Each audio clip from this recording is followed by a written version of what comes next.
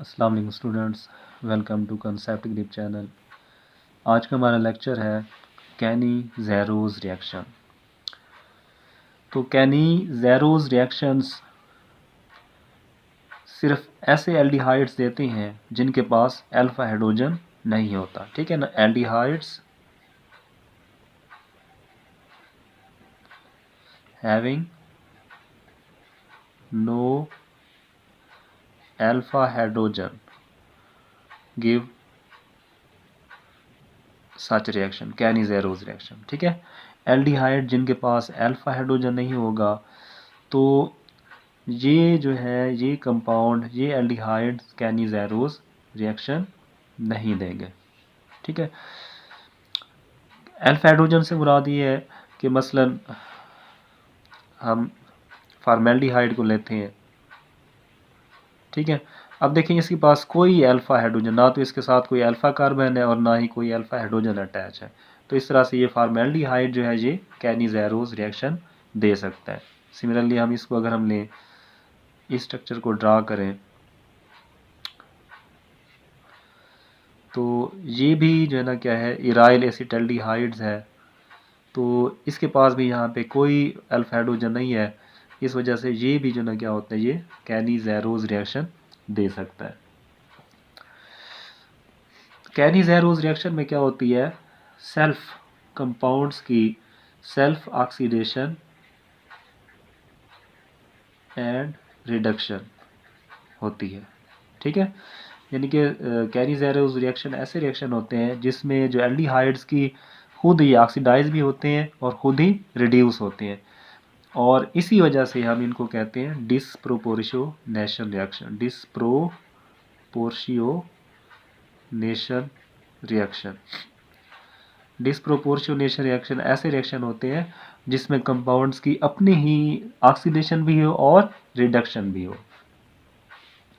तो इसमें मोस्टली जो है वो दो एल्डिहाइड्स, ठीक है, टू एल्डिहाइड्स जो होंगे वो ज़रूर होने चाहिए रिएक्शन के अंदर।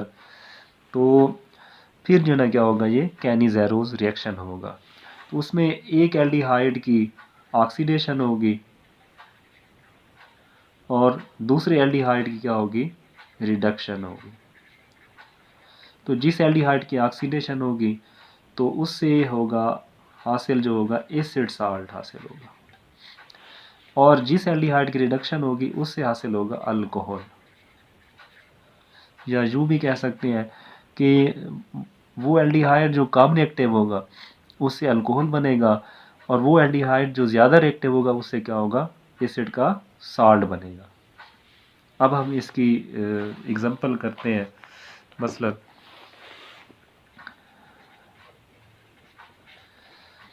तो सबसे पहले हम एग्जांपल लेते हैं फॉर्मेल्डिहाइड की। सपोज हमारे पास दो फॉर्मेल्डिहाइड के कंपाउंड है, तो जब हम इसका बेस के साथ रिएक्शन करवाते हैं तो ये जो रिएक्शन होता है ये बेस की मौजूदगी में होता है।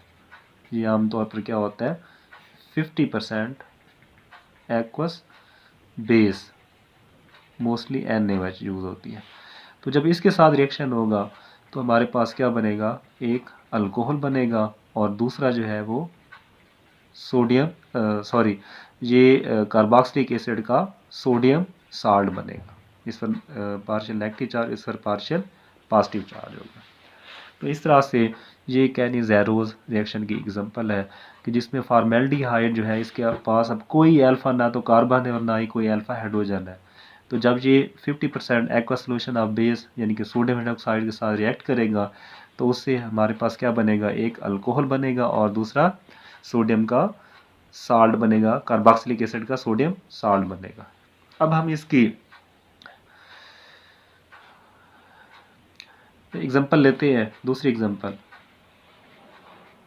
मसलन ये देखें, ये हमारे पास एक एराइल या इसको हम बेंज़ल्डिहाइड भी कह सकते हैं। तो जब इसके दो मालिक्यूल जो हैं वो सोडियम हाइड्रोक्साइड के साथ रिएक्शन करेंगे तो इस तरह से हमें क्या होगा, एक अल्कोहल हासिल होगा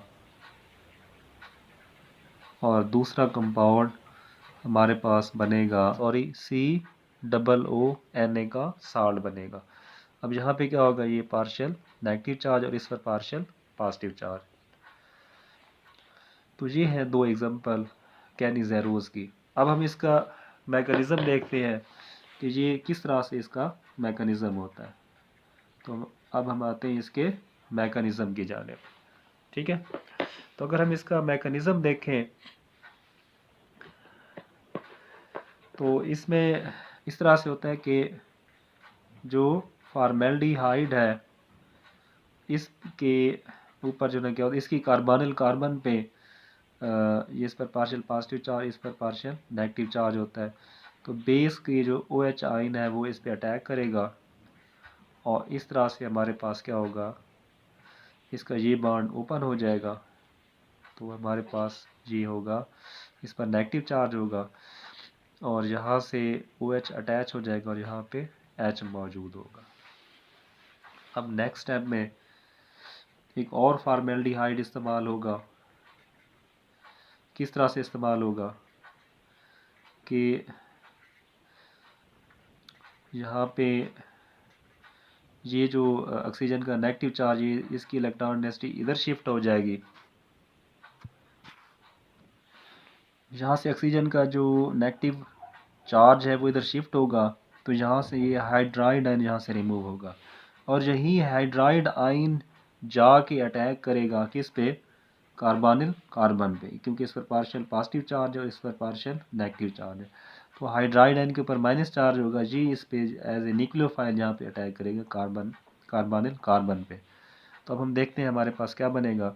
एक तो बनेगा methyl ion CH3O minus charge बनेगा और इसके साथ हमारे पास क्या बनेगा, HC डबल बॉन्ड OH बनेगा। ठीक है, अब नेक्स्ट टाइम में क्या होगा कि यही मिथाइल आयन, क्योंकि इस पर नेगेटिव चार्ज है और यहाँ पे अगर हम देखें तो यहाँ पे जो है ये इसका OH बॉन्ड जो है ये वीक है, तो यहाँ से ये जो है ये हाइड्रोजन एटम यहाँ से रिमूव होगा, इसकी डीप्रोटोनेशन होगी और इस पे कौन अटैक करेगा, ये मिथाइल आयन इस पे अटैक करेगा। तो जब मिथाइल आयन यहाँ इस पे अटैक करेगा तो ये कन्वर्ट हो जाएगा अल्कोहल में और इस तरह से क्या होगा, हमारे पास बनेगा HC double bond O minus charge. उसके बाद जब इसका रिएक्शन करवाया जाएगा बेस के साथ, तो इससे जो हमारा प्रोडक्ट बनेगा वो बनेगा HC डबल बॉन्ड ONA। ठीक है, इस पर पार्शियल नेगेटिव चार्ज और सोडियम पर पार्शियल पॉजिटिव चार्ज और हाइड्रॉक्सिल आयन हमें दोबारा जो ना क्या होगा, ये हासिल हो जाएगा। तो इस तरह से ये इसका मैकेनिज़्म है कि इसमें यहाँ पे ये अल्कोहल बना है और यहाँ पे जो ना ये क्या बना है, जो कार्बोक्सिलिक एसिड का सोडियम साल्ट। तो ये है इसका मैकेनिज़्म कैनिज़ेरोस का।